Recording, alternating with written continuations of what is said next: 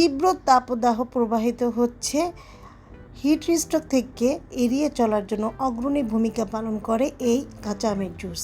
Hello viewers, আসসালামু আলাইকুম, welcome back to my another video of versatile Rumi. আশা করি আল্লাহর রহমতে সবাই ভালো আছেন। আলহামদুলিল্লাহ, বাজারে কিন্তু এখন অনেক কাঁচা আম দেখা যায়। তো আমি চলে যাচ্ছি মূল রেসিপিতে। প্রথমে যা করছি, এখানে আমি 2টি আম নিয়েছি, সাথে কিন্তু একটি লেবুও ছিল এবং একটি কাঁচামরিচ। তো 2টি আম ছিলে পরিষ্কার করে নিচ্ছি। তো খোসাটা ছাড়িয়ে নেওয়ার পরে আমটা কিন্তু একটু ভালোভাবে ধুয়ে নিতে হবে। কাঁচা আমের জুস করতে গেলে তো আমরা সাধারণত পুদিনা পাতা অ্যাড করি। আমি কিন্তু আজকে কোনো পুদিনা পাতা অ্যাড করব না, ধনে পাতা অ্যাড করে দেখবো এটার স্বাদ কেমন। আর খেতে এতটাই অসাধারণ হয়েছে ভিউয়ার্স, আপনার শরীরটা একদম ঠান্ডা করে দিবে এই ড্রিঙ্কসটি। পিলারের সাহায্যে 2টি আম এভাবে করে নিচ্ছি। করে নেওয়ার পরে একটি লেবু থেকে 1 ফালি লেবুর রস দিয়ে দিব। এরকম মেজারমেন্ট অনুযায়ী যদি আপনি এই ড্রিঙ্কসটি তৈরি করেন, তাহলে কিন্তু বুঝতে পারবেন যে মেজারমেন্টটা কত জরুরি। আর এইভাবে কাঁচামরিচটা ভেঙে দিচ্ছি। ভেঙে দেওয়ার পরে তো লেবুর রসটি দিয়ে দিচ্ছি।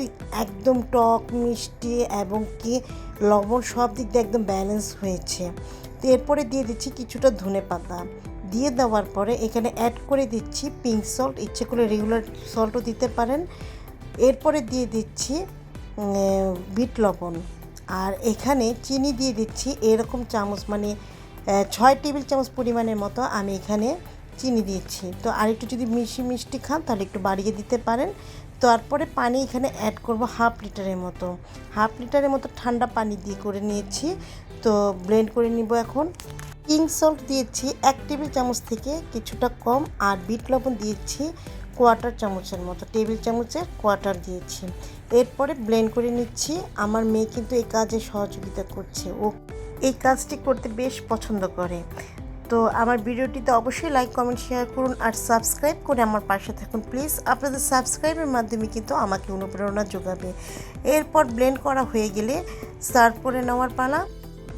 এরপরে গ্লাসের মধ্যে আইস দিয়ে দিচ্ছি। আইস দিয়ে দেওয়ার পরে এটা কিন্তু ঠান্ডা ঠান্ডা খেতে ভীষণ ভালো লাগে, আর খেতে এতটাই টেস্টি হয়েছে ভিউয়ার্স, কী আর বলবো। এরকম আপনি বানিয়ে দেখবেন, তাহলে বুঝতে পারবেন।